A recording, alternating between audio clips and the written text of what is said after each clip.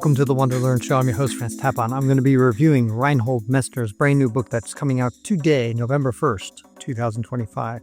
It's called Against the Wind and Reflections on a Self-Determined Life. I'm giving the book 4 stars, but all I'm going to do is criticize the entire book. The reason I'm going to give it 4 stars is simply that it is Reinhold Messner, the greatest mountaineer to ever live, by far. He was the first person to climb all 14 peaks that are over 8,000 meters. But all these other adventures that he did, and the fact that he did it in such an unusual, amazing way. It's not like he took the easy way up any of these 8,000 meter peaks. He took always an innovative, hard route.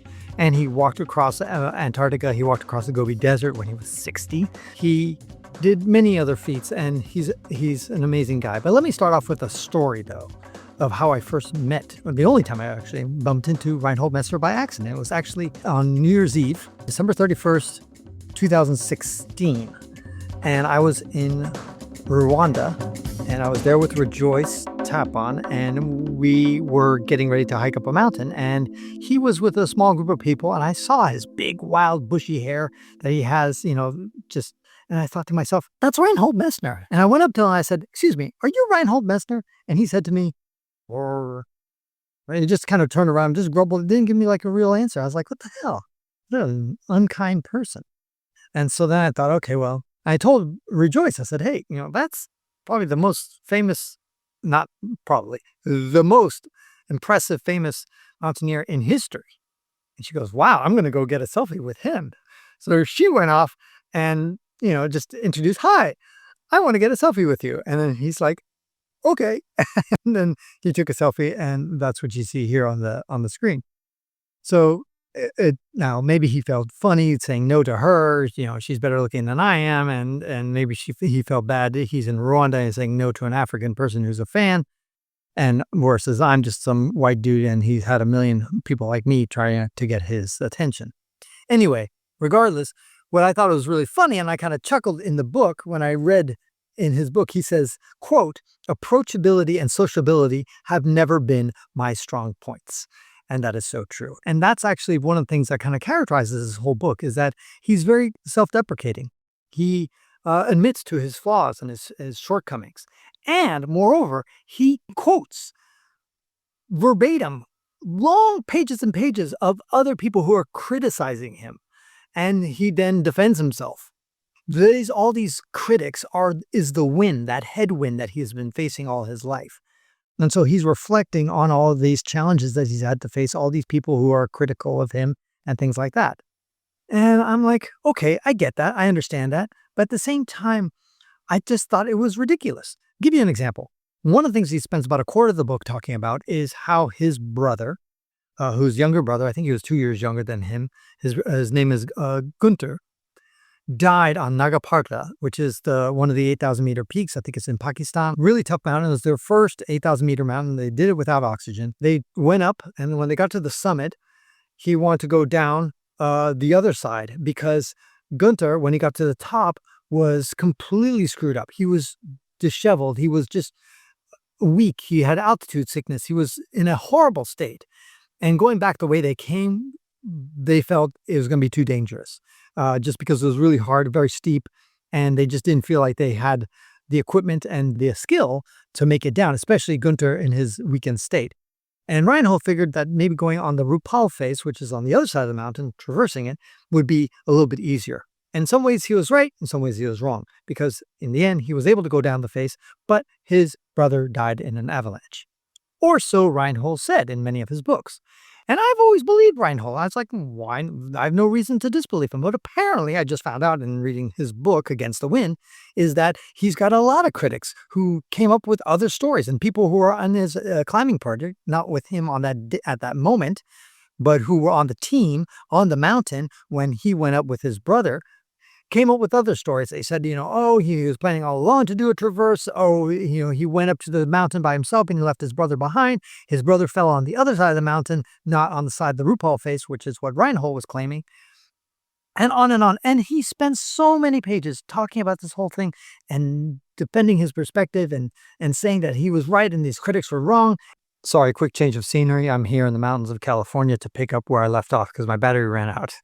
All right, what I was trying to say is that Messner goes on, talking about the RuPaul face and Nagaparta and how all the lies that people said about him are wrong. And in fact, 35 years after the event, in 2005, I believe, they found his brother. They were able to find Gunter. His head was decapitated and his body was in pieces, basically, but they had enough evidence and DNA to prove that indeed Gunter did go down on the RuPaul face just as Messner said and was caught in an avalanche just like Messner said. So Messner's like, ha, vindicated. I'm like, wait a second, Mr. Messner. You're not addressing the elephant in the room, because I'll quote him in a couple of passages. And number one, he repeatedly said that Gunter was incapacitated, in a horrible condition, huge altitude sickness, groggy, having all sorts of high altitude problems when he was climbing up, when he got to the summit. He was in bad shape, his brother Gunter. So that's number one, evidence number one. That's incontrovertible. Number two, there was a report that Reinhold quotes, as Reinhold reported that he was about 1.5 hours, 90 minutes, in front of his brother and had lost sight of him. 90 minutes in front of his brother. And then finally, later on in the book, Messner writes, I quote, "During the descent, I was convinced that he was right behind me." Wait a second, guys. Don't you hear the contradiction? He's putting in the book a quotation that says that Messner was 90 minutes ahead of him. And he says, I was convinced that he was right behind me. Like, how do you get so far ahead of somebody? Normally when you descend with anybody, especially somebody who's in bad shape, bad condition, you go down a mountain, you're going to make sure you're going to look back and always have that person within eyesight, or maybe within earshot at the, hey, you still there? You still coming? Everything all right? Great. I understand that you want to get ahead of the injured person or the guy who's a bit screwed up. I understand you want to get ahead of them because you got to figure out the best path to go down the mountain, especially when you're going down at night.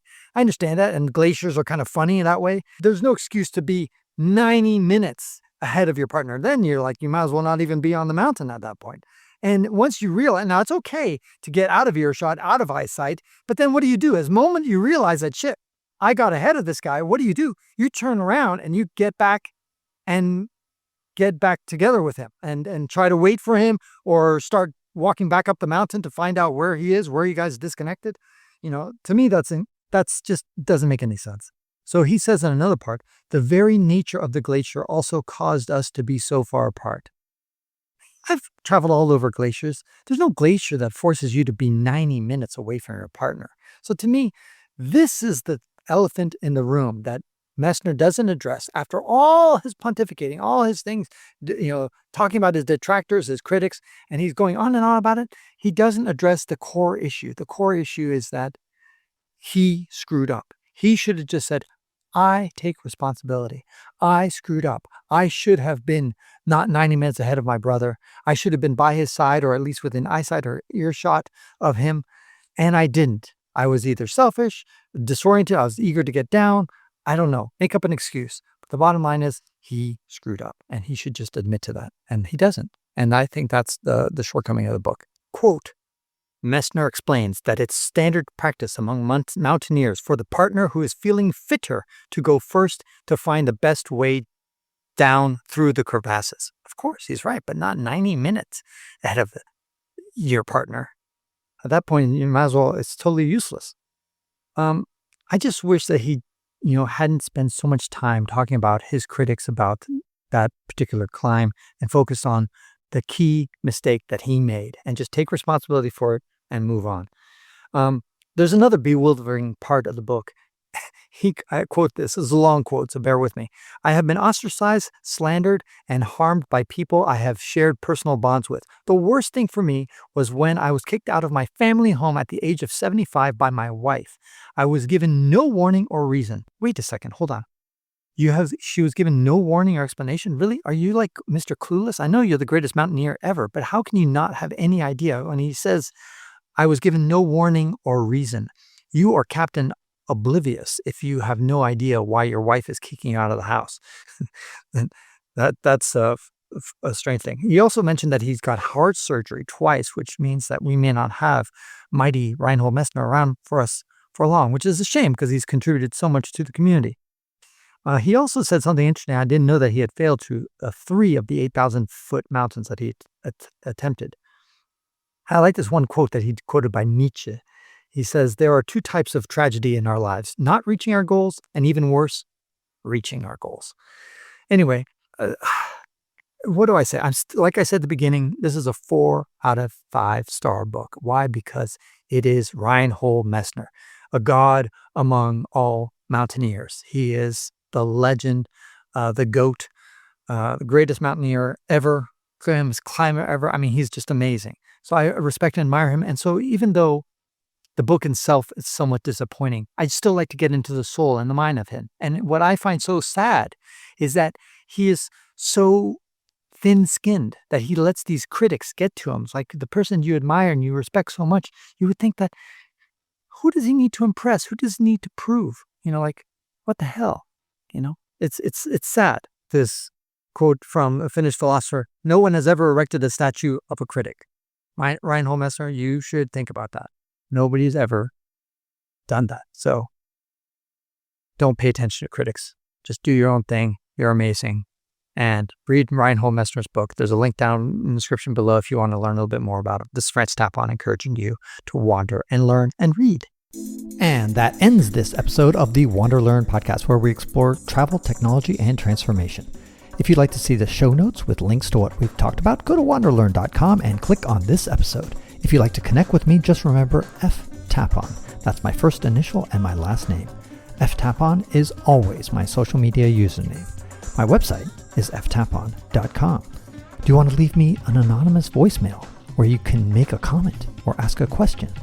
Then go to speakpipe.com/ftapon. Furthermore, if you'd like to get rewarded for supporting my projects, then go to patreon.com/ftapon. That's where you can pick up some remarkable rewards for as little as $2 a month. Now, 5 quick favors. Number 1, subscribe to the WanderLearn podcast. 2, download it. 3, share it. 4, review it. And 5, sign up for my newsletter at wanderlearn.com. Our theme music was composed by Eric Stratman. This is Francis Tapon, encouraging you to wander and learn.